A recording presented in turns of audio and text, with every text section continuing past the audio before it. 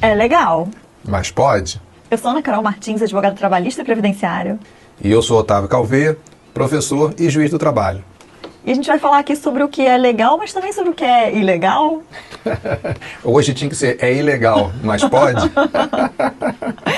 A gente vai falar sobre provas ilícitas, né? A gente estava numa discussão muito interessante sobre mensagens de WhatsApp que são trocadas e se pode juntar no processo uma mensagem que foi trocada, de repente, entre duas pessoas, mas quem está juntando é uma terceira pessoa.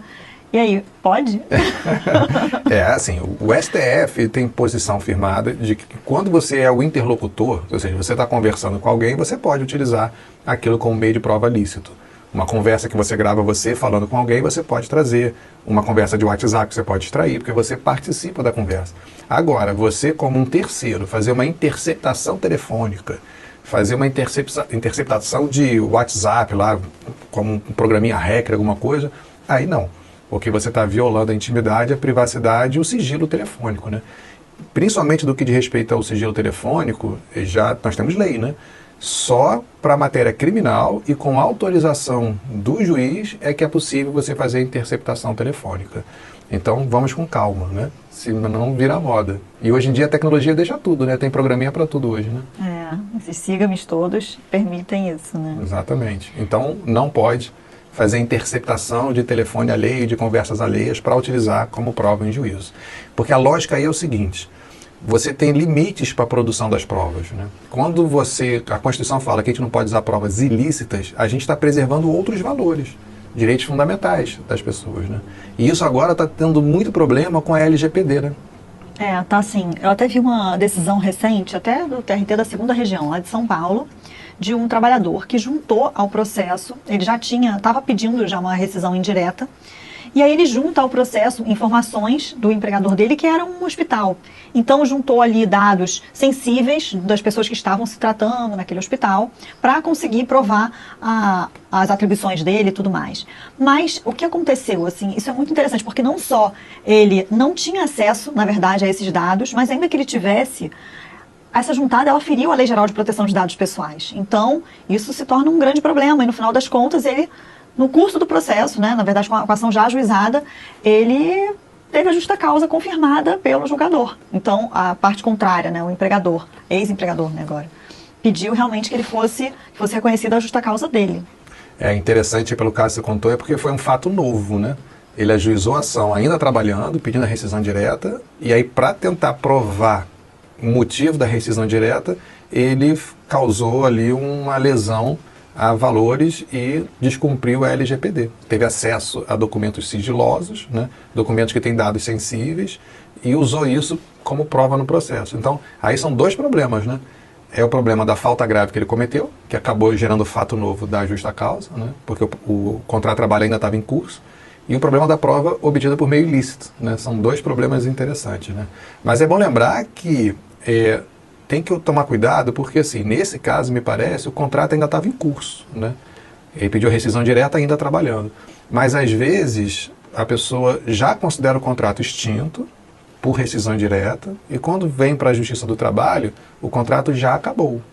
Aí não dá para o empregador querer voltar atrás, né, e aplicar justa causa retroativa. Isso não dá, né?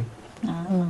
Isso é bem interessante também de ser falado, né? Porque às vezes a pessoa fica um pouco em dúvida do que pode ser feito. Porque existem realmente uns deveres anexos, né, do contrato.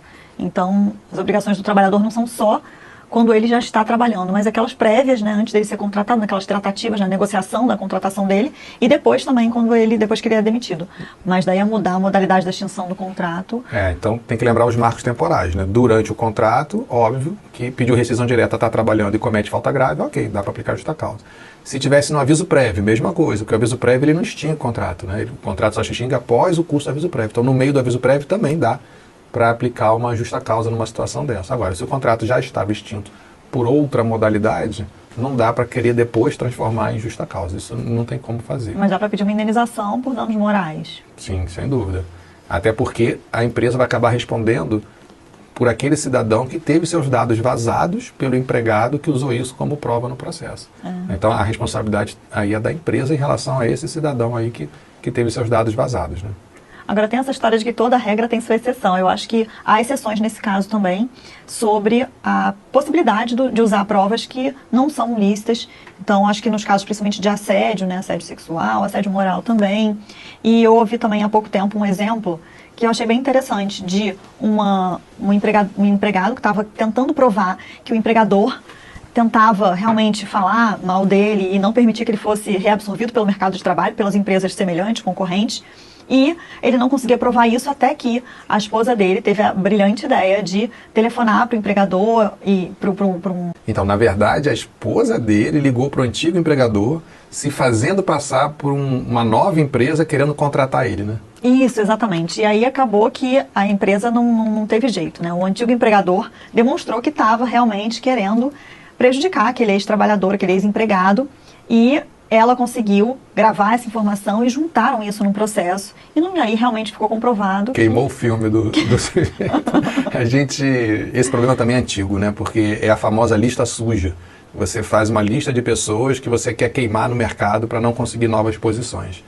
Agora, para dar uma apimentada ainda, e quando acontece assim, de realmente você ter uma informação sobre o seu ex-empregado grave, aliás, foi o motivo de você ter dispensado ele, e um novo empregador pede referência. Você deve passar essa informação ou não?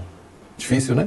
Muito, muito difícil, porque tem uma questão de camaradagem entre os empregadores, entre as empresas, os empresários, mas também, por outro lado, será que essa pessoa não pode ter se retificado de alguma maneira, não cometer mais, não, né, ter ajustado a conduta dela? Então, acho bem delicado, não sei.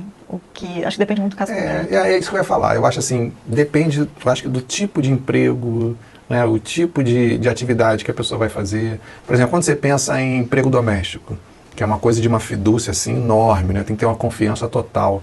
E aí você teve um empregado doméstico que bateu no seu filho, e alguém liga pedindo referência, eu acho que é um dever seu falar do que aconteceu. Agora, o novo empregador é que vai pensar se vai dar uma segunda chance ou não, né? Mas eu acho que nesse tipo de atividade, a parte de segurança, né, essa parte assim que são coisas assim bem mais sensíveis, eu acho que é tolerável isso, para a preservação de todos nós, né? Uhum. Eu acho que tem que pensar assim, pensar não só individualmente, mas também coletivamente. Né? Uhum. Agora, com muito cuidado, né, assim, com muita cautela, porque para virar contra, né, é rápido, então tem realmente que tomar muito cuidado.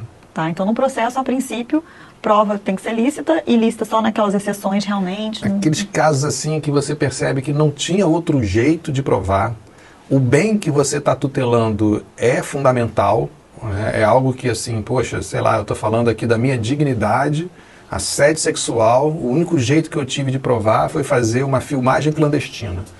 Aí, ok, vai lá. Como acontece, por exemplo, com um empregado doméstico, né? Volta e meia a gente vê aí nos noticiários imagens de alguém batendo no bebê, batendo no filho, batendo em idoso, né? Aquela coisa de agressão ali no ambiente doméstico, com câmerazinha que o empregador doméstico colocou no ambiente da casa. Escondida, câmera escondida, uhum. Né? Porque já estava desconfiando que isso poderia estar acontecendo. Uhum. E aí entra naquele caso, né? Pô, se eu não fizer isso, o que mais eu poderia fazer, né? O que eu poderia fazer diferente? Não tem testemunha, não tem ninguém ali dentro. A criança não fala, né? Eu tenho que arrumar algum meio alternativo para conseguir fazer essa prova, preservando um bem fundamental, né, que é a própria vida da criança. Agora, como meio de prova, não seria mais interessante, talvez, colocar a câmera bem ostensiva e colocar assim aquele sorria, você está sendo filmado, para mostrar que a prova está sendo colhida ali de forma lícita? Eu acho que regra geral, sim. Uhum. Regra geral, você não quer surpreender ninguém. Uhum. Até porque a câmera ostensiva inibe o comportamento. Mas aí se, por exemplo, você está desconfiando que a babá do seu filho bate nele, o que ela vai fazer? Ela vai arrumar um cantinho onde não está filmando e vai bater nele. Então chega é uma situação tão extrema que eu acho que aí, por exceção, dá para fazer uma conduta dessa. Uma regra geral, sim, tem que botar lá a câmera ostensiva. Não pode botar câmeras em lugares sensíveis, né? Banheiros, vestiários, etc. E também tem uma coisa muito interessante que no direito português ele já tem mais desenvolvido. Você não pode fazer também uma fiscalização ostensiva por câmera 24 horas em cima da mesma pessoa. Sabe, aquela coisa assim da pessoa não pode dar uma tosse que você está lá filmando ela. Aquela câmera que se movimenta, né? Isso, fica em cima da pessoa. A câmera está indo ali atrás de você, aquela coisa. Não pode ser uma coisa assim abusiva também nesse sentido, né? Uhum. Tá. Assunto muito bacana, muito interessante. Se você quer saber mais assuntos polêmicos, bacanas e atuais, sigam a gente nas redes sociais, compartilhem esse vídeo. É isso aí, gente. Instagram, YouTube, Spotify, TikTok. Eu só não fiz dancinha até agora. Mas compartilhe aí para ajudar a gente. Forte abraço. Obrigada.